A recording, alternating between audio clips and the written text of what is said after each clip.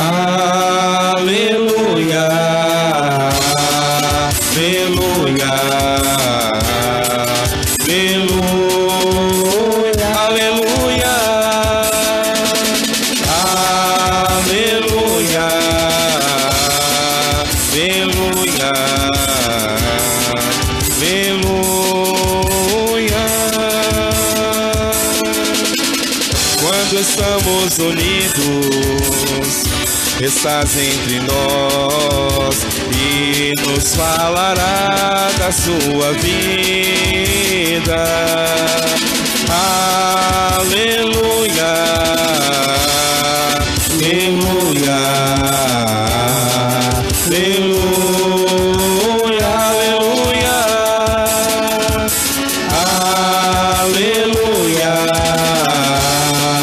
aleluia, aleluia.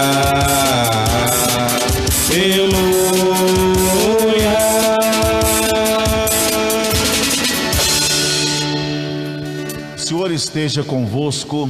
Ele está no meio de nós. Proclamação do Evangelho de Jesus Cristo segundo São Mateus. Glória a vós, Senhor. Naquele tempo, disse Jesus aos sacerdotes e anciãos do povo: que vos parece? Um homem tinha 2 filhos. Dirigindo-se ao primeiro, ele disse: filho, vai trabalhar hoje na vinha. O filho respondeu: não quero. Mas depois mudou de opinião e foi. O pai dirigiu-se ao outro filho e disse a mesma coisa. Este respondeu: sim, senhor, eu vou. Mas não foi. Qual dos 2 fez a vontade do pai? Os sumos sacerdotes e os anciãos do povo responderam: o primeiro. Então Jesus lhes disse: em verdade vos digo que os cobradores de impostos e as prostitutas vos precedem no reino de Deus. Porque João veio até vós num caminho de justiça e vós não acreditastes nele. Ao contrário, os cobradores de impostos e as prostitutas creram nele. Vós, porém, mesmo vendo isso, não vos arrependestes para crer nele. Palavra da salvação. Glória a vós, Senhor. Que as palavras do Santo Evangelho perdoem os nossos pecados.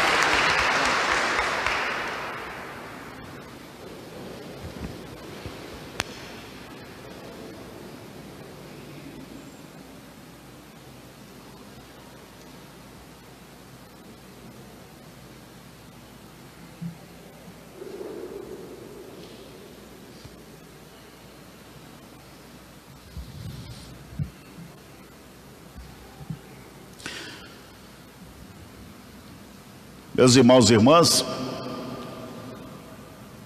como é bom a gente ouvir a palavra de Deus, sobretudo nos momentos difíceis, em que nós somos convidados a refletir mais sobre os nossos caminhos, nossas opções, sobre a nossa fé, sobretudo. E hoje existe aí essas leituras belíssimas, nos fazendo refletir sobre o sentido da nossa fé. Por que que nós temos fé? E a primeira leitura tirada do profeta Ezequiel.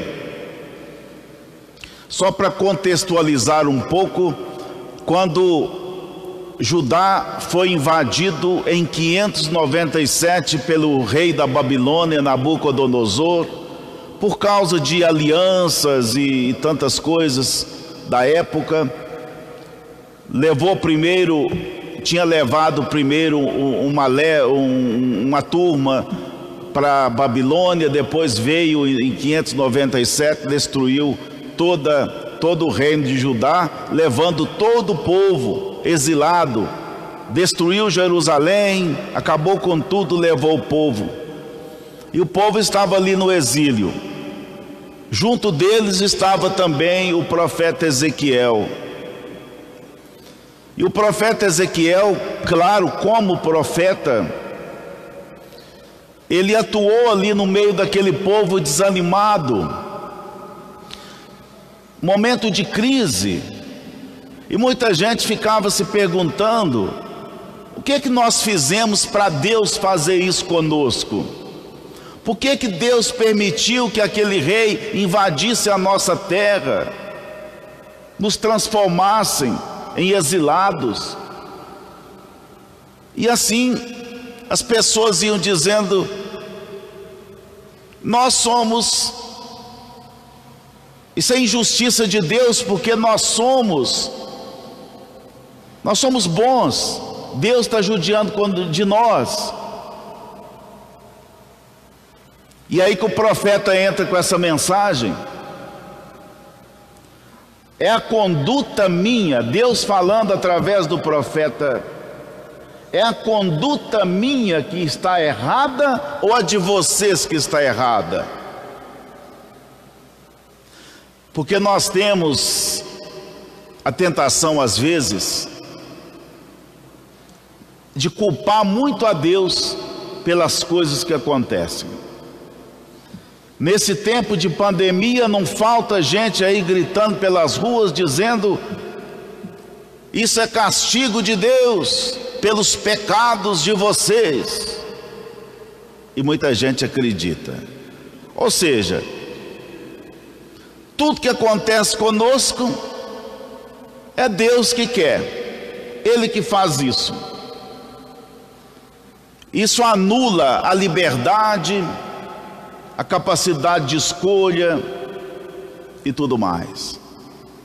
Então o profeta alerta o povo dizendo: vamos pensar, meu povo, se nós chegamos onde chegamos nessa situação terrível, é porque nós temos culpa. Nós fizemos escolhas erradas. Nós pegamos direções contrárias, e a soma de tudo isso aos poucos vai transformando no muito. Assim como o bem somado aos poucos se transforma em algo no universo bom, assim também é o mal. E essa palavra de Ezequiel, ela é muito importante para nós hoje, em todos os tempos, mas sobretudo para nós, agora nesse tempo que nós estamos vivendo. Chama-nos a responsabilidade individual. É a soma do individual que vai resultar no todo, não é? Eu estava olhando eu estava no ponto de ônibus, eu falei isso ontem no meu programa, uma senhora com a garrafinha d'água na mão, tomando e falando comigo assim: ô moço, nosso mundo tá uma porcaria, né? O negócio tá feio, não tá? Pois é, tá muita coisa difícil. A gente não sabe onde é que vai parar isso, né? Aí começou a falar mal de governo, entrou em política, essas coisas todas, papá. Porque o fulano não faz isso, Beltrano não faz, porque papá. Aí eu estou olhando, eu sou muito observador das pequenas coisas. Aí de repente ela acabou de tomar aquela água e jogou a garrafinha no chão.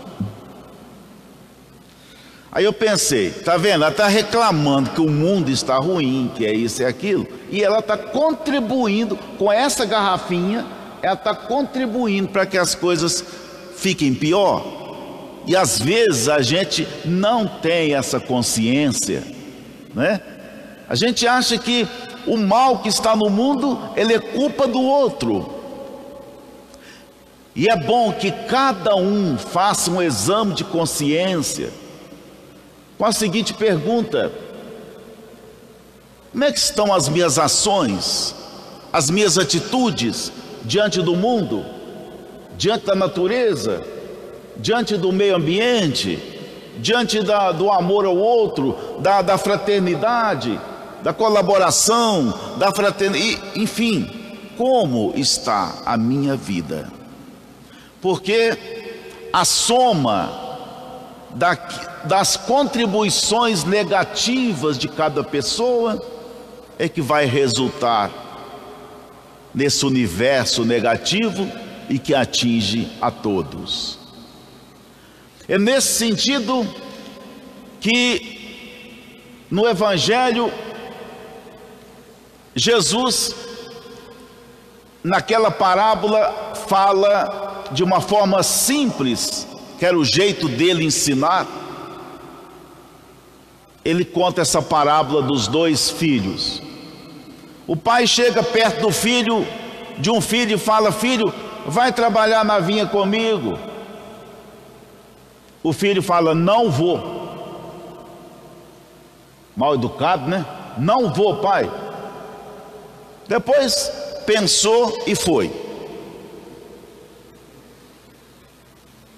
Chegou perto do outro e disse: filho, vai trabalhar comigo? Sim, pai, eu vou. Gracinha, né? Educadinho. Depois não foi. Então Jesus pergunta aos sacerdotes e aos anciãos do povo: qual dos dois fez a vontade do Pai? Aquele que disse que sim ou aquele que disse não? Claro, evidentemente, aquele que disse não. Falou só com a palavra,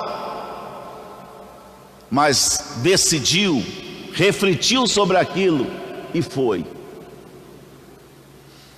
O que Jesus quer chamar a atenção? Quis chamar a atenção? O que o evangelista Mateus quis chamar a atenção também naquele momento, com esse episódio? O Evangelho de Mateus foi escrito lá pela década de 80 depois de Cristo, no momento em que o povo estava desanimado porque esperavam a volta de Jesus imediatamente, a vinda dele para restaurar Israel, e Jesus não vinha nada do jeito que ele estava imaginando, e tem gente até hoje esperando desse jeito. E o evangelista, então, com esse texto, com essa mensagem, ele quer dizer: Jesus só vai vir através da conversão, através da responsabilidade de cada um. Quando a nossa fé for uma fé transformadora, comprometida. Essa é a mensagem. E tomando cuidado para que não sejamos a imagem desse filho bonzinho que fala tão bonito para Deus, fala palavras bonitas, celebra bonito. Ô gente, é preciso a gente fazer o exame de consciência. Não sei se eu estou falando muita bobagem não, mas eu acho, pelo que eu estou vendo aí no dia a dia, eu acho que nós precisamos ter uma fé mais quente. Os nossos ritos, as nossas celebrações, às vezes não mexe com muita gente não, né? Muita gente é capaz de ir para a igreja, celebrar, falar um tanto de coisa, e depois não saber nem que evangelho foi naquela missa. Outros ficam aéreos. Com esse tempo de pandemia não tem o folheto, tem outros que grudam no folheto e lê tudo que está ali, mas sem oração, sem unção. E as nossas missas viram sim um blá blá blá. Se a gente parar para pensar e refletir sobre cada oração da missa, vocês vão ver que maravilha, como essas palavras da missa, elas são palavras profundas, que nos levariam a um compromisso, se nós tivéssemos compromisso com aquilo que nós falamos, que nós respondemos. O Senhor esteja convosco, a pessoa responde: Ele está no meio de nós. Entendeu? Então assim, é tudo mecânico. Será que eu estou falando bobagem? Acho que não, né? Fica tudo mecânico. Igual a mulher que estava rezando o texto com muita fé. Olha a fé que ela tinha. Estava rezando o texto, olhando para o menino. Quando o menino fez uma bagunça lá, ela segurou o texto assim, onde é que está, para não perder as contas, e desceu, deu um coro no menino com o texto. Falei assim: opa, esse texto dela valeu, né? Ô, gente, a gente está transformando às vezes a fé da gente no ritualismo vazio. E às vezes acaba uma celebração, os padres todos muito bem paramentados, e aquelas pessoas da liturgia, né? Fica, olha, tem que colocar coisa assim, tem que colocar assim, e ficar olhando minúcias, não sei o que. Um dia a pessoa me perguntou: com que mão eu vou entregar a galheta aqui no altar, né? E eu falei assim: olha, não sei, pode entregar com a mão, com o pé, eu quero é receber, né? Mas porque tem que ter o método, tem que ter não sei o que, você não pode fazer com a mão assim. Antigamente não podia fazer com a mão assim não, tinha que fazer assim, ó.